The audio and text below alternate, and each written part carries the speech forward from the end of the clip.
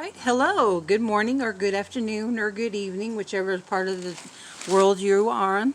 I'm going to show you how to do a 4-leaf clover, excuse me. I have two different sizes as right here, as you can see. But right now today I'm going to show you how to do this one on the right. If I can get into the camera, it'll be even better. Okay, they just use any basic yarn, just as long as it's a thin yarn. I've noticed that when I use a red heart yarn, it tends to be a little too thick, so it makes a difference on the way the outcome of the 4-leaf clover. So my suggestion is to use any cotton yarn, or if you can find something in the Hobby Lobby or any kind of craft store that sells yarn that's really thin. I think, if I'm not mistaken, I don't know if it was Canon or Karen. I can't remember how to pronounce it correctly, but I'm sorry about that. But anyways, it's still a weight 4, but yet it's a thinner yarn. So if you use a thinner yarn, it just seems to work out better. If you don't have that on hand, then still feel free to use your regular, whatever scrap yarn you have available. That's up to you. I just suggest using the thinner one, so it just makes the appearance thereof a lot better. Okay, the hook that I'm using right now, I'm guessing, because I purchased this on Wish, right along with my yarn. It's I think a 2.5 millimeter hook. I'm not 100% guarantee, but I just know that it's smaller. I'm thinking smaller than a 3.5. I mean, I don't know, I'm just guessing. But my normal go-to is a 5.5 millimeter hook, size I. But with this illustration, it works better with a smaller hook. It just, I don't know, it's more clean looking, which is the appearance that I'm wanting. Okay, we'll go ahead and do a slip knot on your hook. We will then do a chain 5.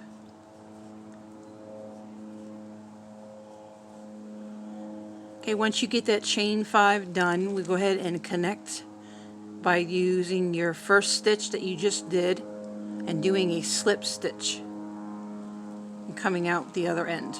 Okay, there's your little hole. It's really small. Okay, we will then go ahead and do a total of 10 half double crochets in that hole. For those of you that don't know how to do a half double crochet, you simply just put your yarn over, you insert, pull the yarn up.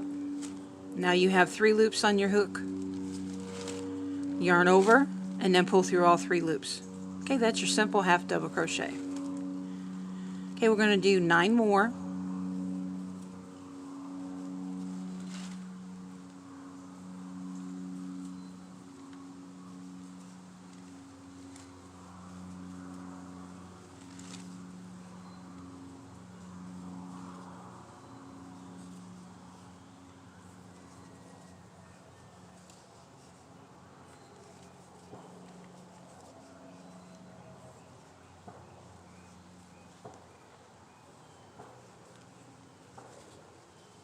Okay, we should have a total of 10 altogether, half double crochets, and we'll go ahead and connect to the other side of your very first half double crochet by doing a slip stitch.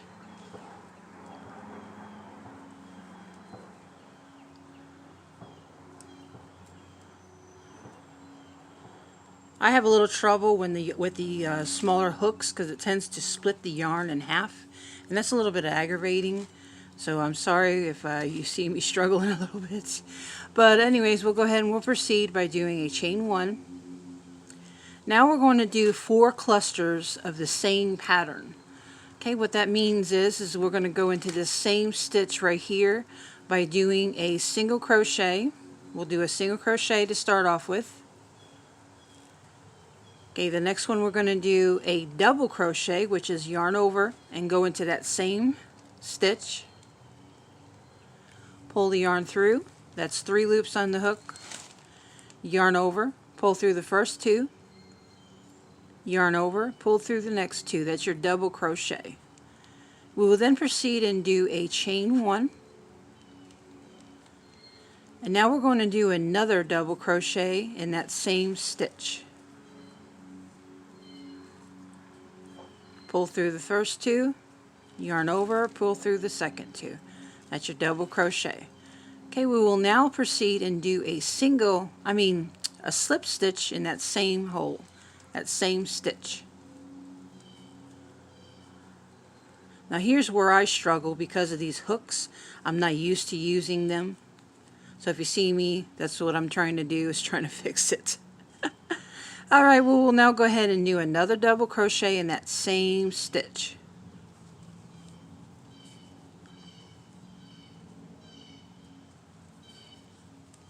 Chain 1.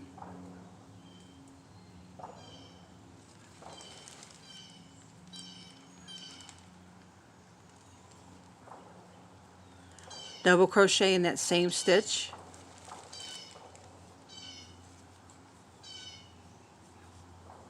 Chain 1. Double crochet in that same stitch. Okay, in our last one, we're going to do a single crochet in that same stitch. Now we're going to finish it off by going into the next stitch and doing a slip stitch.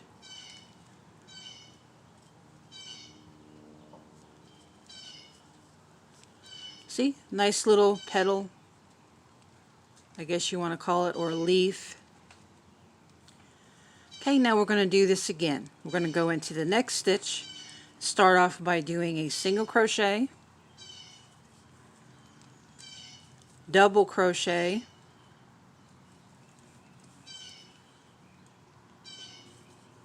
chain 1, double crochet,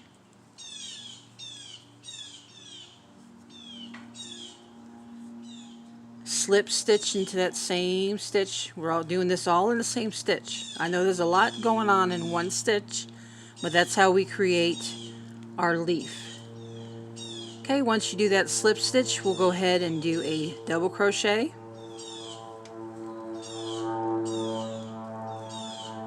chain 1, double crochet in that same stitch, chain 1, double crochet in that same stitch, and our last one, single crochet in that same stitch.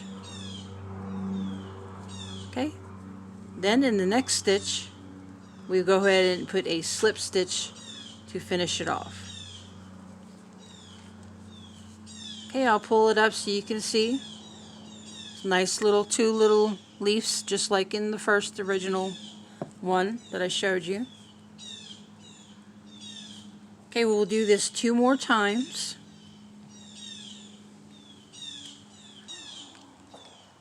Okay, we're in our last little cluster. You should have 2 stitches left.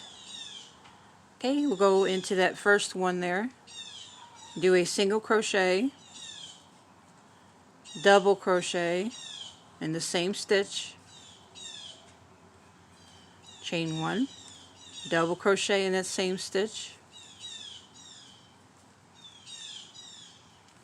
Okay, we will now do a slip stitch in that same stitch.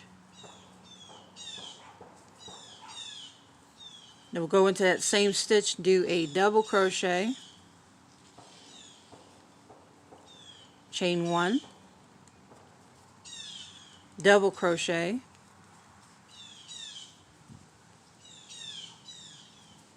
chain 1, double crochet,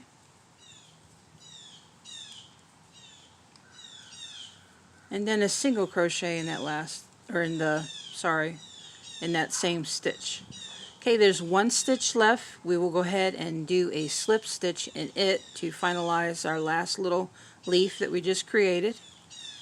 Okay, now we will go ahead and do a chain 5.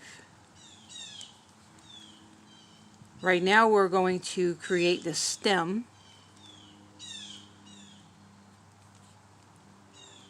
of the clover.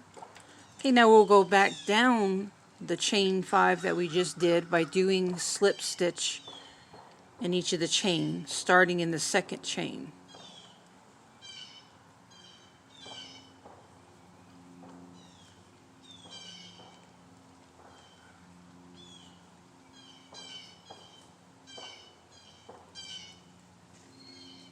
Okay, once you're gone down the stem, you will then slip stitch into that same slip stitch that you began in that first, in that stem area, excuse me if I could talk correctly, to connect it. Okay, I usually go ahead and just pull it up a little bit, cut it. Sometimes I'll leave the yarn left on it, but in this illustration I'm just going to go ahead and cut it because I'm not going to sew it on. And then I'll go ahead and slip it in there to make sure that it's nice and secure.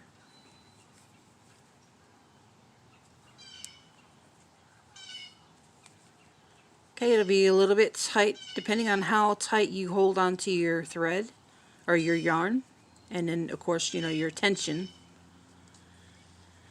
which as you can see I did hold on to it tight, and because I did that it's making my little stem here kind of curve up, but it's workable. Alright, it comes out differently each time, of course. Alright, well thank you so much. I hope you all enjoyed yourselves and hope it was understandable. Please subscribe and like my channel. I'd really appreciate the support. Y'all have a wonderful day, and I will talk to you soon. Alright, bye.